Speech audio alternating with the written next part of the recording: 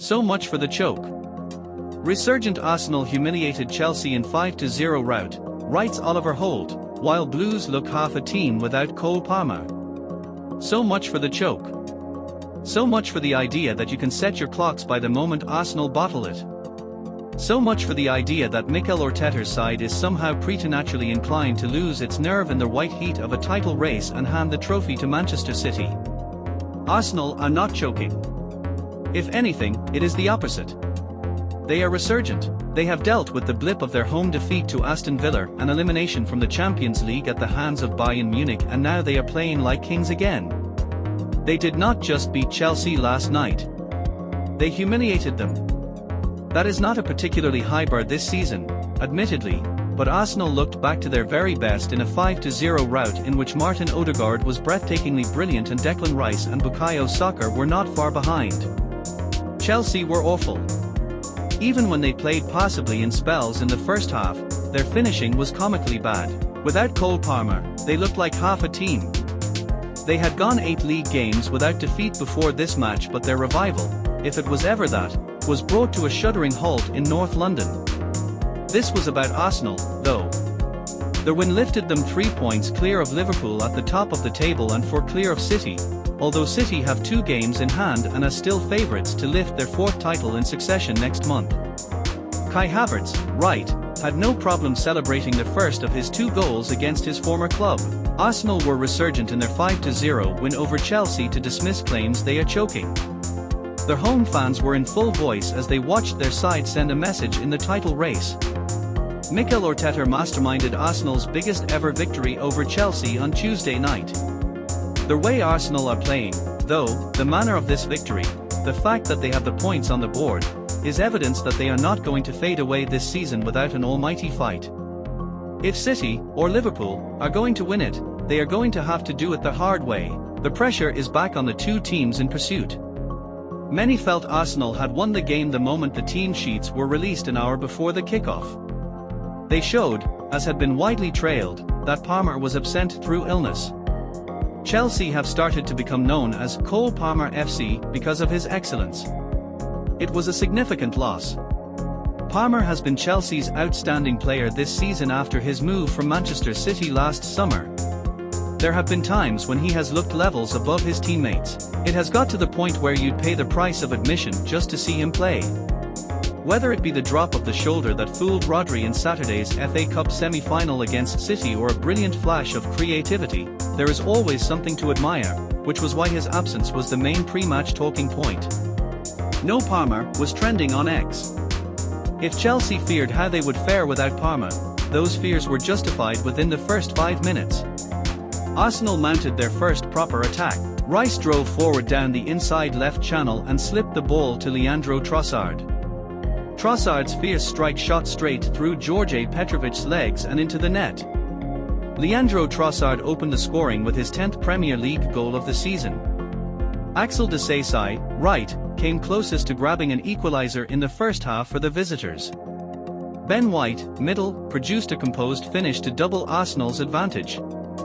Gunners skipper Martin Odegaard produced a virtuoso performance in the centre of midfield. Saka was looking sharp and eager again after his recent dip in form, and 5 minutes later, Arsenal should have been further ahead.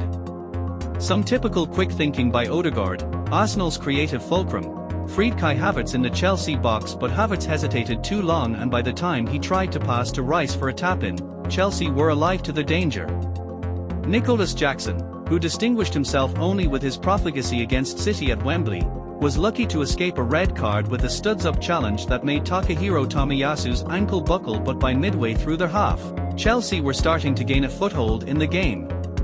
Axel Disasi threw himself at a flick-on from Benoit Bajashile, but the ball was just too far in front of him, and then, when Jackson broke away down the left, his cross was inadvertently deflected past David Raya by Gabriel, and the home crowd breathed a collective sigh of relief when it bounced to safety off the outside of the post. The chances started to come thick and fast. Disasi nearly deflected a Trossard shot past Petrovic from point-blank range, but the ball bounced off the goalkeeper's chest. Havertz saw a low shot saved by the Serbian keeper, and, at the other end, Enzo Fernandez side-footed wide from the edge of the area after Marc Cucurella's pile driver had cannoned off Ben White. play swung from one end to the other as both midfields struggled to gain control. It was inevitable that one decent chance would fall to Jackson before halftime and equally inevitable that he would miss it. It came 2 minutes before the interval when Conor Gallagher, the Chelsea skipper, curled in a superb cross from close to the byline. Jackson got in front of his man 6 yards out, but instead of heading the ball, he inexplicably put his hand in front of his face and the ball hit a combination of hand and face and fell limply to the floor. "You have got to be braver," an exasperated Ally McCoist said on TNT Sports. Odegaard was close to his majestic best and he played a beautiful reverse pass to Havertz that put him through on goal. Havertz timed his run well, but his finish, again, was weak and Petrovic was able to deflect it behind off his legs. Havertz scored his second with a precise finish of the post, taking his tally in the league to 11. White scored a fortuitous fifth after a brilliant pass from Odegaard, left, to the delight of the home support at the Emirates. Mauricio Pochettino watched on as his Chelsea side were dismantled at the Emirates. The Blues remain ninth in the table after seeing their hopes of European qualification dented. It was only a momentary reprieve for Mauricio Pochettino's side. Chelsea failed miserably to deal with an Arsenal short corner, allowing Odegaard acres of space to work his magic at his leisure. Rice swept a shot towards goal from the edge of the box. It was blocked, but the ricochet fell to White, who curled it home with aplomb with his weaker left foot. Odegaard, who else, was the provider again 10 minutes after the break when Arsenal put the game out of reach. His searching ball from deep inside his own half freed Havertz for a race on goal with Cucurella. Havertz held Cucurella off and clipped his shot expertly over Petrovic and into the roof of the net. 2 goals in 5 minutes had won the game for Arteta's team. They didn't need any more help from poor Jackson, but he gave it to them anyway. When good work from Noni Majuk freed him on the edge of the 6-yard box, Jackson sidestepped his man superbly and then, with the goal at his mercy, slid his shot very precisely into the side netting. The game turned into a rout midway through their half when Soccer jinked in from the right and slipped the ball to Havertz 15 yards out. Havertz took a touch and speared his shot low onto Petrovic's left, where it bounced off the foot of the post and rolled in. Arsenal made it 5 after 70 minutes when Odegaard chipped a ball forwards for White and White volleyed it ever so casually over Petrovic. It may have been intended as a cross, but by that stage, no one cared. The rout had become a humiliation. Thanks for watching this video. If you like this, don't forget like and subscribe this channel. Goodbye.